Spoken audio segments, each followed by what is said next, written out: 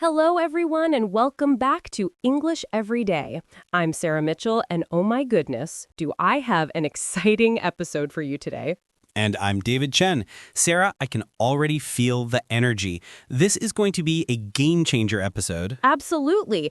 And if you're new here, welcome to our community of English learners from all around the world.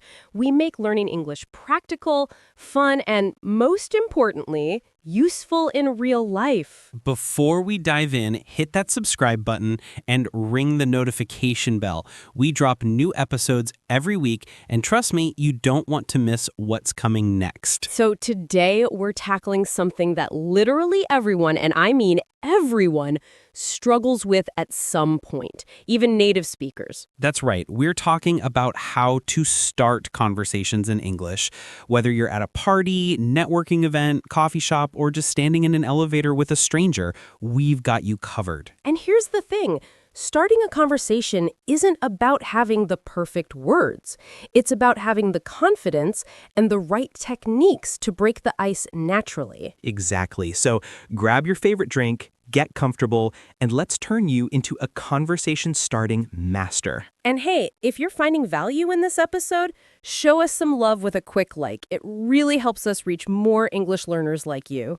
Okay, David, let's be real. Why is starting a conversation in English so terrifying for so many people? Oh man, where do I even start?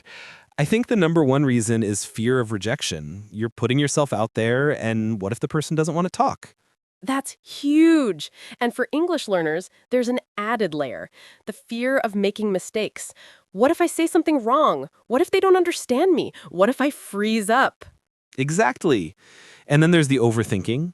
You spend so much time planning what to say in your head that the perfect moment passes, and then you feel like it's too late. Oh, I've been there. You're standing there thinking, okay, I'm going to say hi in 3, 2, 1, and then you chicken out. So relatable. And here's another big one, cultural differences. In some cultures, talking to strangers is totally normal. In others, it's considered weird or intrusive. That's such a good point. In English-speaking countries, especially the US, Canada, and Australia, people are generally pretty open to casual conversations with strangers. Right. But in places like the UK, it really depends on the context. Londoners on the tube? Not so chatty. But in a pub? Totally different story. And here's what I want everyone to understand. Most people actually appreciate when someone starts a conversation. We're all social creatures. Yes! The worst thing that can happen is someone gives you a short response and the conversation ends. That's it. It's not a catastrophe. And honestly, that says more about them than about you. Maybe they're having a bad day. Maybe they're shy. Maybe they're busy. It's not personal. So the first mindset shift is this. Starting conversations is a skill, not a talent. You can learn it and get better with practice. All right, let's get into the good stuff. David, what are some foolproof conversation starters that work in almost any situation? Oh, I've got a whole arsenal. Let's break this down by category. First up, situational openers.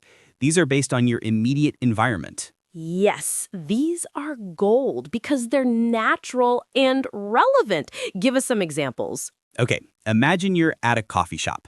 You could say, "This place is packed today. Must be the best coffee in town." Or, "That looks amazing. What did you order?" Or, "Do you come here often? I'm looking for a good study spot."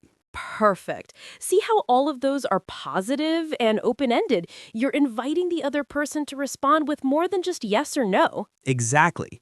Now, let's say you're at a conference or a professional event. "Hi, what brings you to this event?" "Have you been to one of these before? This is my first time." "The speaker was great, wasn't she? What did you think?" Love those. And notice how David used wasn't she at the end? That's a tag question that encourages agreement and keeps the conversation going. Good catch. Now, here's a category that works everywhere. Compliments. But you have to do them right. Oh, yes. Compliments are amazing conversation starters, but they need to be genuine and specific. Right. Don't just say, "Nice shirt." Try, "I love that jacket. Where'd you get it?" Your presentation was fantastic, especially that point about specific detail. That's a cool bag. I've been looking for something like that. See the difference? You're being specific and often adding a question that naturally continues the conversation. Another great category, asking for help or opinions. People love to feel helpful and share their knowledge. So true. Try things like, excuse me, do you know if there's a good restaurant around here? I'm trying to decide between these two books. Have you read either of them? This is my first time here. Any recommendations?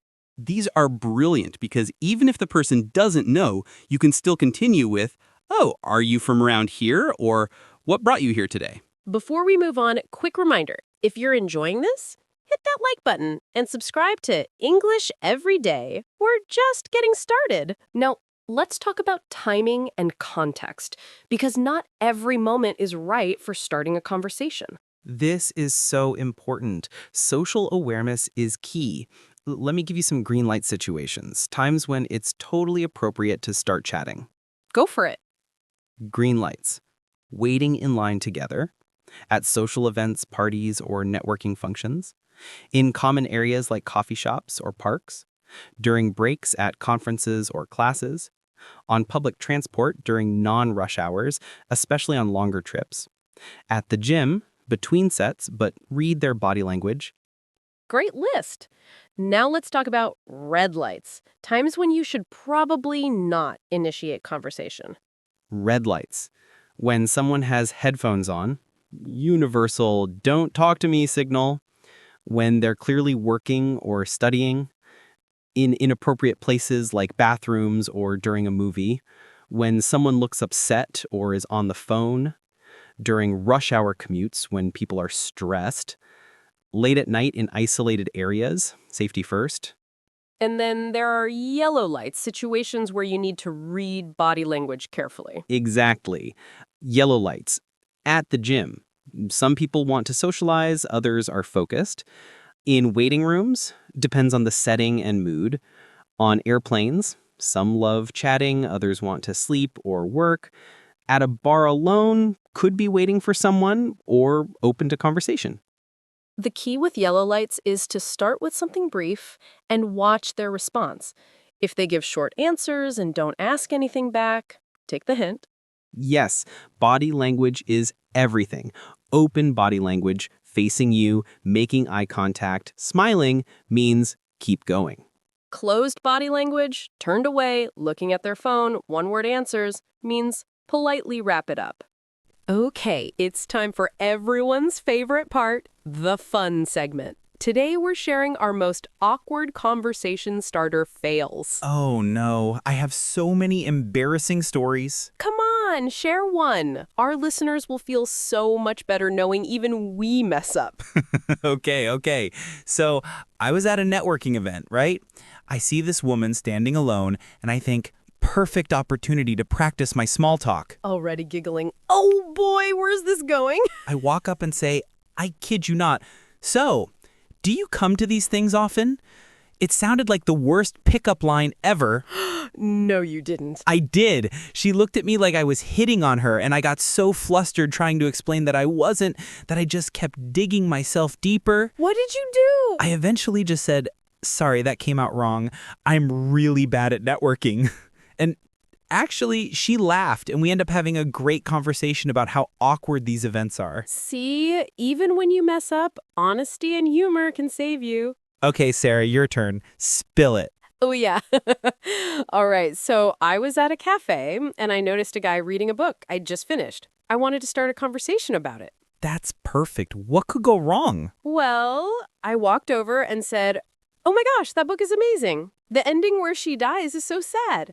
Guess, Sarah, you didn't spoil it. I totally spoiled it. He just stared at me in horror and said, I'm only on chapter 3. That's the worst. I was mortified. I apologized like 100 times and literally ran out of the cafe. The lesson here, everyone, is if you want to talk about a book, ask them where they are in it first. Exactly. And don't be me, the spoiler monster. But seriously, these failures happen to everyone. The important thing is to laugh it off and keep trying. Okay, so you've successfully started a conversation. Now what? How do you keep it going? This is where most people struggle. They get past the opening line and then crickets. Right. So let me introduce you to the IFR formula. Information, follow up, relate. Ooh, I love a good formula. Break it down. Information, share something about yourself or give a detailed answer. So instead of I'm good when someone asks how you are, say I'm great. I just got back from a weekend hiking trip. Exactly. Follow up. Ask a related question to keep the ball in their court. Like, do you enjoy hiking or have you been anywhere interesting lately? Perfect. And finally, relate. Find common ground or show empathy. Oh, I love hiking too, or I've always wanted to try that. Or even, that sounds challenging. Let's do a full example. David, how was your weekend? Information. It was really good. I tried this new Thai restaurant downtown that just opened and the curry was incredible. Oh, I love Thai food. I'm always looking for new places. What's your favorite Thai dish? I'm obsessed with pad thai. There's this place near my office that makes it perfectly. Not too sweet, lots of peanuts. Yes, the peanuts make all the difference. See how natural that flowed? We used IFR without even thinking about it.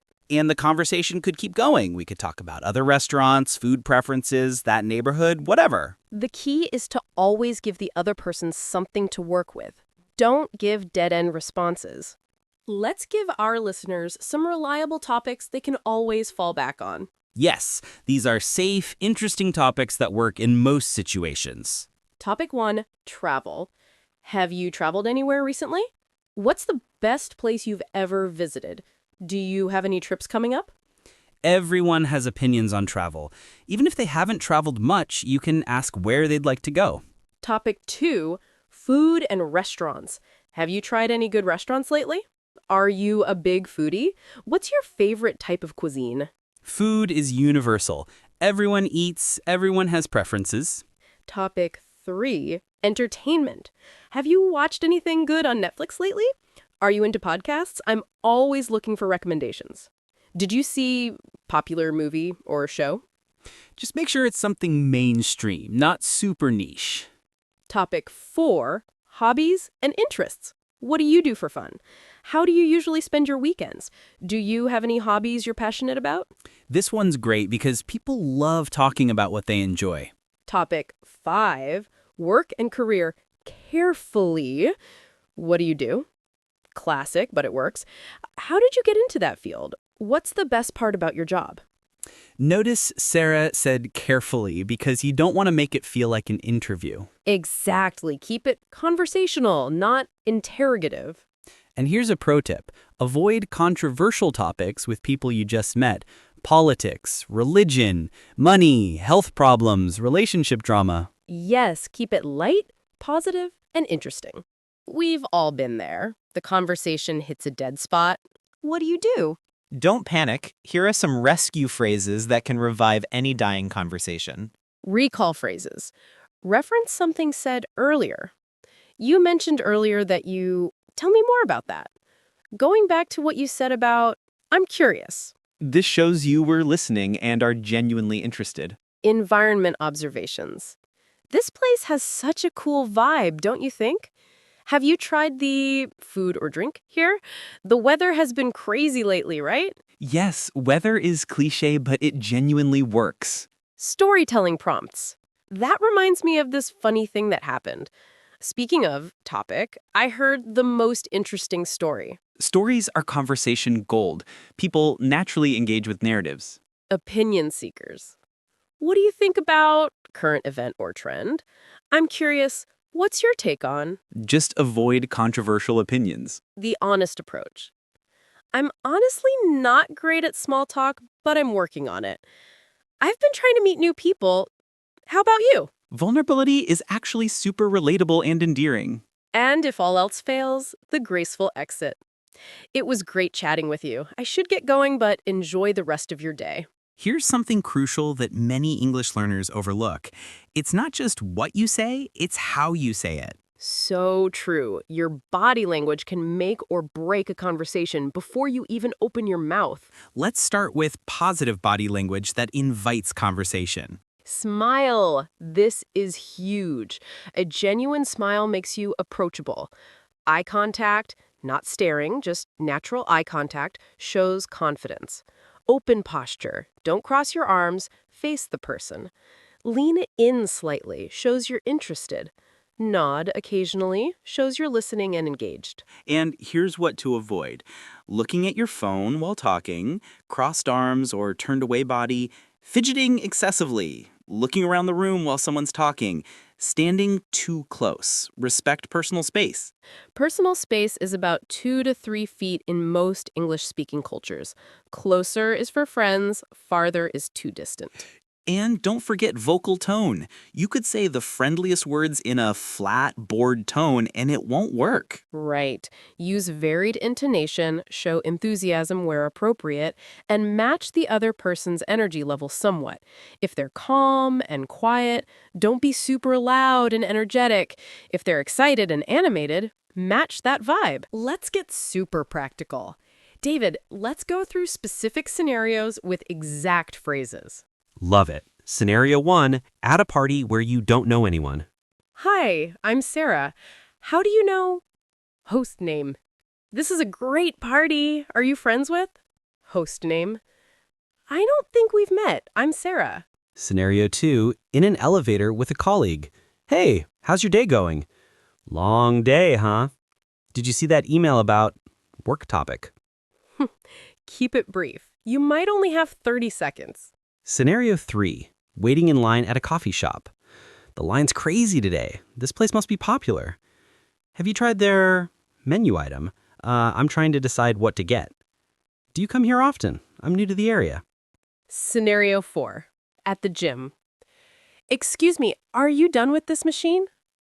Do you know if there are any good yoga classes here? I always see you here in the mornings. You're so consistent.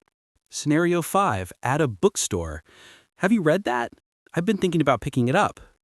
I'm looking for a good mystery novel. Any recommendations? The author section is impossible to find. Are you having the same problem? Scenario 6. On public transport, long distance.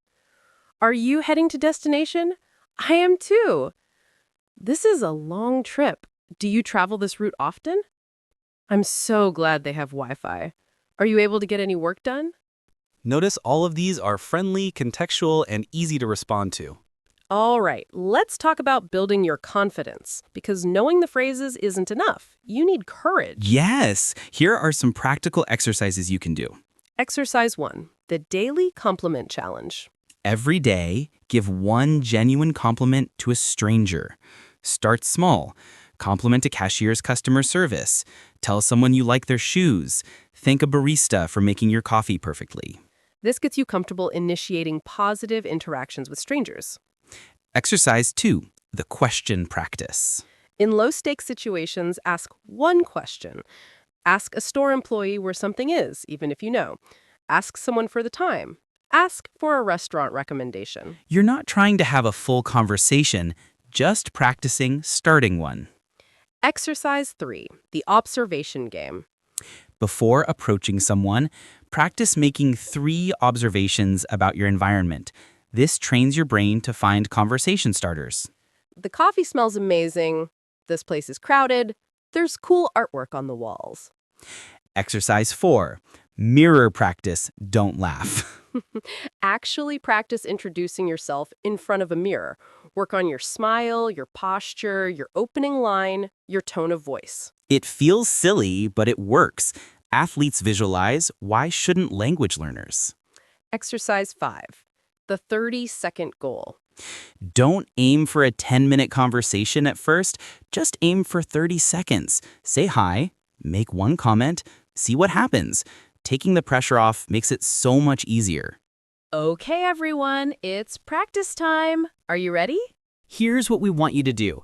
Pause this video and go to the comments section. Type out a conversation starter you would use in one of these situations. At a coffee shop, at a party, in an elevator, at a bookstore. Write it exactly as you would say it. We'll read to the comments and give you feedback. And bonus points if you share a real-life story of a conversation you started. Successful or awkward, we want to hear it. This is a safe space to practice. We're all learning together. Wow, David, we covered so much today. My brain is full. I know. Let's recap the key points for everyone. Today we learned why starting conversations feels scary and why it shouldn't, foolproof conversation starters for any situation, how to read the room and timing, the IFR formula, information, follow-up, relate, safe topics that never fail, and how to rescue awkward silences.